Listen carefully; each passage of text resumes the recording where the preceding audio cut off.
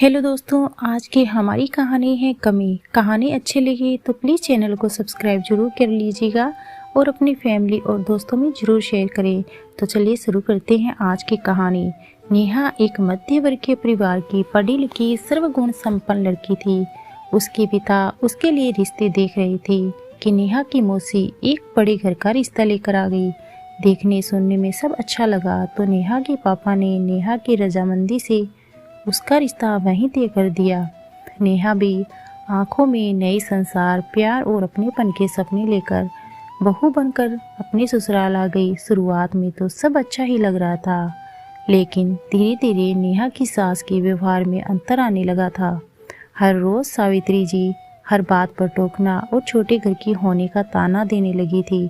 शादी के 4-5 दिन बाद ही घर के सारे कामकाज का भार सावित्री जी ने नेहा के सर मंड दिया और खुद सिर्फ हर काम पर नज़र रखने और कमी निकालने में लगी रहती। एक दिन सब्जी में नमक थोड़ा ज़्यादा हो गया तो सावित्री जी चिल्लाते हुए बोली, कुछ सिखाए नहीं तेरे माँ बाप ने ढंग से काम करना।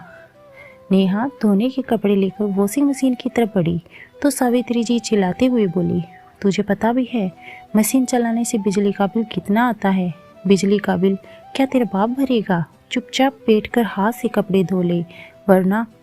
जब नेहा पग फेरे के लिए मायके जा रही थी तो सावित्री जी बोली, शादी में तो तेरे बाप ने कुछ दिया नहीं, इस बार वापस आए तो अपने बाप से कह देना मेरे बेटे के लिए सोने की चेन और घड़ी देकर भेजे, वरना।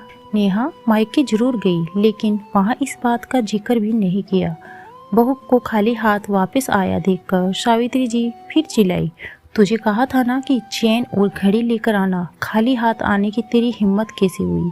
अभी फोन लगा तेरे बाप को, वरना। इस बार बाप का नाम आते ही नेहा के सब्र का बांध टूट गया और वो भी ऊंची आवाज में बोल पड़ी, वरना क्या माँ जी, क्या कर लेंगी आप? मुझे वापस मायके भेजेंगी तो सुन लीजिए, ये घर जितना आपका है अब मेरा भी है, और अपने बेटे की दूसरी शादी करने का इरादा है तो मैं आपके बेटे को तलाक कभी नहीं देने वाली। और क्या कर लेंगी? मुझ पर हाथ उठाएंगी तो सोचना भी मत, क्योंकि मैं स्कूल में कराटे चैंपियन रह चुकी हूँ। आप बड़ी हैं इसलिए हाथ नहीं उठाऊंगी, लेकिन उठे हुए हाथ को ऐसे मरोड़ूंगी कि दोबारा उठाने लायक भी नहीं रहेगा। और क्या कर लेंगी? क्रोध होकर अपने बेटे और ससुर जी को दिखाएंगी, मेरी शिकायत करेंगी, तिरिया चरित्र दिखाकर बेटे और परिवार वालों को मेरे खिलाफ करेंगी। तो सुन लीजिए, मैं भी एक स्त्री हूँ, ये रोना धोना और नौटंकी दिखाना मुझे भी आता है।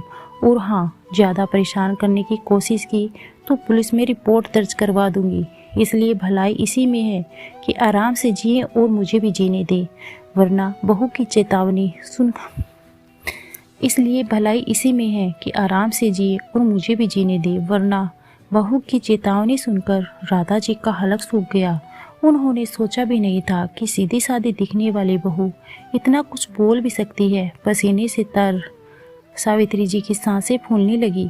नेहा ने पानी का गिलास पकड़ाते हुए कहा, माँ जी, यदि आप चाहती हैं मैं इस बात का जिक्र किसी से ना करूं तो विश्वास रखिए नहीं करूंगी, लेकिन यदि आप चाहती हैं कि मैं आपकी इज्जत करूं तो खुद को सुधारने में ही भलाई है। मेरे माता पिता ने ना मुझे किसी पर अन्याय करना सिखाया है और ना ही किसी का अन्याय सहना।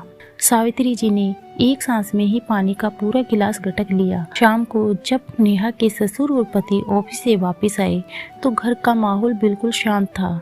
नेहा चाय लेकर आई तो सबके साथ सावित्री जी ने भी चुपचाप चाय पी ली। आज कोई कमी ना कोई नुक्स सावित्री जी को नज़र नहीं आ रही थी। तो दोस्तों, यह छोटी सी और प्यारी सी कहानी आपको कैसी लगी, आप हमें कमेंट्स करके ज़रूर बताएं। तो मिलते हैं ऐसी ही नई स्टोरी के साथ, तब तक बाय एंड टेक केयर।